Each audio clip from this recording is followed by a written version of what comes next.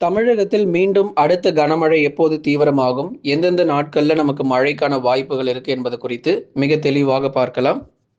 கடந்த சில நாட்களுக்கு முன்பதாக பரவலாக தமிழகத்தில் கனமழையினுடைய தீவிரம் பொறுத்தவரை கணிசமாக சில மாவட்டங்கள்ல அதிகரித்தது. தற்போது மீண்டுமாக தமிழ்நாட்டில வெயில் பகல் நேரங்கள்ல வந்திருப்பத நம்ம பார்க்க முடியும். அப்பவே நம்ம சொல்லியிருந்தோம் 13ஆம் தேதி வரைக்கும் தான் இந்த மழை இருக்கும். அதுக்கப்புறம் நீங்களே கேட்டாலும் மழை வருவதற்கான வாய்ப்புகள் ரொம்ப குறைவு அப்படின்னு சொல்லி, நெறைய மாவட்டங்கள் கிட்டத்தட்ட ஒரு 10லிருந்து ஒரு 15 மாவட்டங்கள் வரைக்கும் பரவலாக மழை பொழிவானது தொடர்ந்து தீவிரமாகியது. சில மாவட்டங்கள்ல மிதமான மழையும், சில மாவட்டங்கள்ல கனமழை, சில மாவட்டங்கள்ல மிக கனமழை. குறிப்பா மயிலாடுதுறை, நாகப்பட்டினம் போன்ற அந்த டெல்டாவினுடைய கடலோர பகுதிகள எதிர்பார்த்தபடி மிக கனமழை பதிவாச்சு. மற்ற இடங்கள் எல்லாமே புதுக்கோட்டை, திருச்சி, தஞ்சாவூர் போன்ற இடங்கள்ல கனமழையானதும் பதிவானத பார்த்தோம். கடலூர் மாவட்டங்களிலும் மிதமானதிலிருந்து கனமழையானது கடந்த சில நாட்களுக்கு முன்பதாக பரவலாக தீவிரம் அடைந்தது. மற்ற மாவட்டங்கள் லேசான மழை மற்றும் மிதமான மழையாகவே தொடர்ந்து பார்த்தோம். இனி வரப்போகிற நாட்கள்ல அடுத்த சுற்று மழை பொழிவு தமிழகத்துல எப்ப இருக்கும்?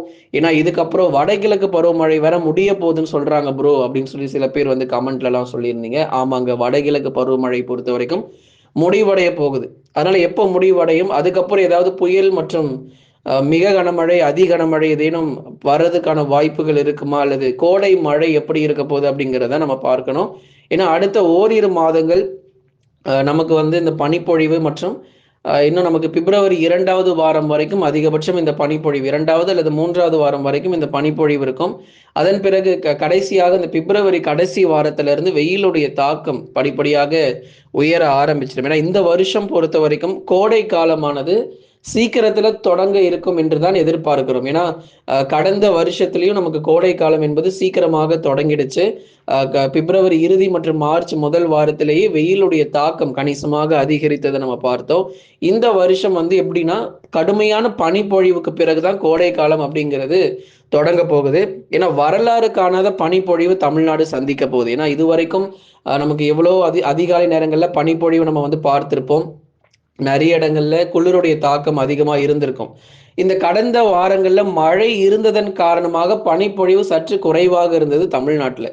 இப்ப இனி வரப்போகிற நாட்கள்ல பனிப்பொழிவு மிக தீவிரமாக மிக மோசமாக இருக்கும். அதை குறித்து நம்ம வந்து பார்க்கலாம்.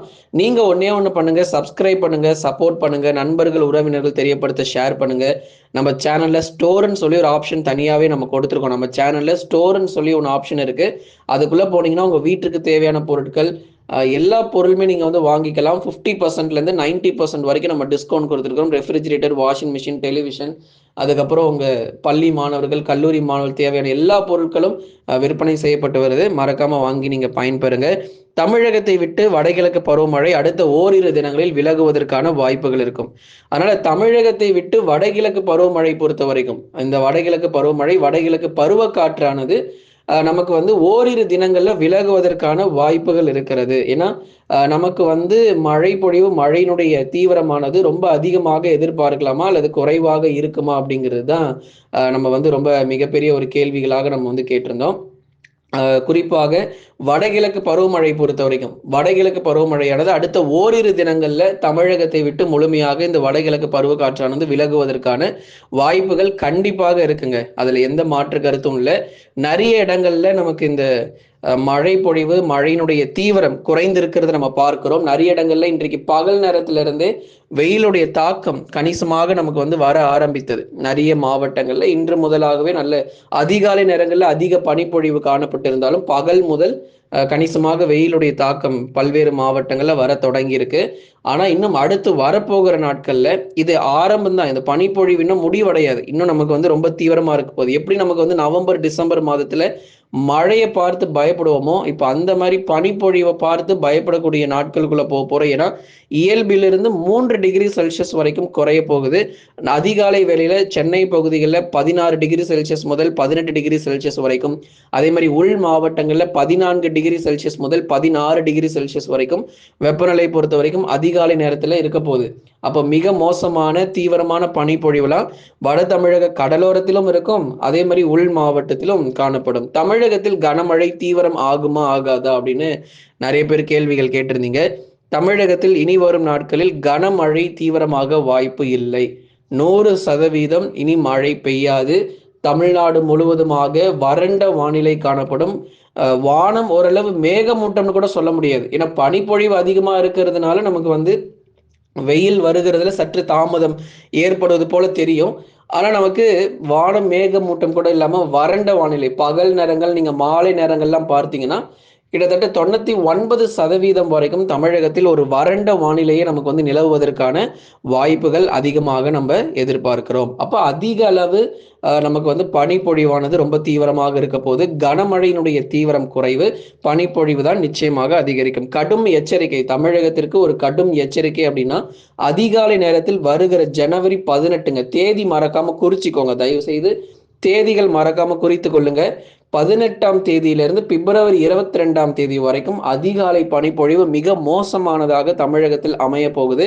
அதிகாலை நேரங்களில் இந்த ஜனவரி 18ஆம் தேதி நீங்க போய் பார்த்தீங்கன்னா, உங்களுக்கு குளிருடைய தாக்கம் மிக அதிகமாக மோசமாக காணப்படும். எங்கு பார்த்தாலும் ஒரே பனிப்பொழிவும், ஒரே குளிருடைய தாக்கம் தான் ரொம்ப அதிகமாக இருக்க போகுது. இதுவரை இல்லாத பனிப்பொழிவு. அதுதான் நம்ம மீண்டுமாக உங்களுக்கு நம்ம சொல்றோம். இதுவரை இல்லாத பனிப்பொழிவு மற்றும் அதிகாலை நேர குறைஞ்சபட்ச வெப்பநிலையானது தமிழகத்தில பதிவாகும். கடந்த ஆண்டை நம்ம ஒப்பிடும்போது, கடந்த ஆண்டு 2025 ஜனவரி மாதத்தை ஒப்பிடும்போது, இந்த 2026ல அதிக பனிப்பொழிவாக தான் இருக்கு. வட இந்தியாவுல எப்படிப்பட்ட ஒரு தீவிரமான பனிப்பொழிவு இருக்குமோ, அந்த மாரி நம்ம வந்து தமிழ்நாட்டிலும் எதிர்பார்க்கலாம். கடந்த ஆண்டு அறிவித்தபடி இந்த ஆண்டு பொங்கல் பண்டிகை முடிந்தவுடன் வடகிழக்கு பருவமழை முடிவடையும் அப்படின்னு சொல்லி நம்ம மிக தெளிவா நம்ம சொல்லியிருந்தோம். போன வருஷம் அக்டோபர் மாதம் வடகிழக்கு பருவமழை தொடங்கும் போதே சொல்லியிருந்தோம். இந்த மாதிரி பொங்கல் முடிஞ்ச உடனேயே கையோட அப்படியே வடகிழக்கு பருவமழையும் சேர்ந்து முடிஞ்சிரும் அப்படின்னு சொல்லி முன்பே கணிக்கப்பட்டது. அது சரியாக நடந்திருக்கு. பொங்கல் நாட்கள் முடிந்தவுடன் வடகிழக்கு பருவமழையும் தமிழகத்தை விட்டு முழுமையாக விலக ஆரம்பிச்சிடும். காற்றுடைய திசையில நமக்கு வந்து மாற்றங்கள் ஏற்படும். இனி வரும் நாட்களில் காற்றின் திசையில் சில மாற்றங்கள் ஏற்படுவதற்கான வாய்ப்புகள் இருக்கிறது. அதனால கொஞ்சம் கவனமா இருந்துக்கோங்க. எந்தெந்த இடங்கள்ல நமக்கு மழை வாய்ப்புகள், மழை பொழிவுகள், அதே மாதிரி அது பனிப்பொழிவுகள் இருக்கும் அப்படிங்கிற எல்லா தகவலையும் நம்ம பார்த்துட்டு இருந்தோம். வடகிழக்கு பருவக்காற்று வங்கக்கடலிலிருந்து நேரடியாக வீசி வரும் வடகிழக்கு பருவக்காற்று படிப்படியாக நமக்கு இந்த ஜனவரி மாதம் முடிந்த பிறகு எல்லாமே இந்த காற்றுடைய திசை முற்றிலுமாக நமக்கு வந்து மாறுவதற்கான வாய்ப்புகள் ஏற்பட ஆரம்பிச்சிடும். அதுக்கப்புறம் வங்கக்கடல்ல எந்த ஒரு புயலோ அல்லது தாழ்வு மண்டலமோ உருவானாலும் நேரடியாக தமிழகத்திற்கு வந்து கரை கடப்பதற்கான வாய்ப்புகள் ரொம்ப குறைவாக இருக்கும் அப்படிங்கிறதையும் உங்களுக்கு நம்ம அறிவிக்கிறோம். வங்கக்கடலில் உருவாகும் தாழ்வு பகுதி அல்லது தாழ்வு மண்டலம் இனி வரும் நாட்களில் தமிழகத்தில் நேரடியாக கரை கடக்க வாய்ப்பில்லை. இனி நமக்கு வந்து நேரடியாக தமிழகத்தில் கரை கடப்பதற்கான வாய்ப்புகள் நிச்சயமாக இனி வரும் நாட்களில் அப்படிப்பட்ட மழை வாய்ப்புகள் ஏதாவது இருந்துச்சுன்னா நிச்சயமா உங்களுக்கு நம்ம அறிவிக்கிறோம். மறக்காம நம்ம சேனல் லைக் பண்ணுங்க, சப்ஸ்கிரைப் பண்ணி தொடர்ந்து சப்போர்ட் பண்ணுங்க. துல்லியமான வானிலை அறிக்கை பெற்றுக்கொள்ளுங்க. இனி வருகிற நாட்கள்ல மழை பொழிவுகள் எப்படி இருக்கு அப்படிங்கிறத பார்த்து நம்ம தெரிந்து கொள்ளலாம். இனி படிப்படியாக மழை பொழிவுகள் தமிழகத்தில் குறைந்து பனிப்பொழிவுகள் அதிகரிக்கும் நண்பர்களே. நம்ம சேனல்ல ஸ்டோர் ஆப்ஷன் நம்ம கொடுத்துருக்கிறோம். மறக்காம போய் வாங்கிக்கோங்க. உங்களுக்காகவே சிறந்த சலுகையில உங்களுக்கு நம்ம ஆஃபர்ஸ் எல்லாமே நம்ம கொடுத்துருக்கிறோம். பள்ளி மாணவர்கள், கல்லூரி மாணவர்கள் தேவையான எல்லா பொருட்களும் மறக்காம வாங்கி பயன்பெறுங்க.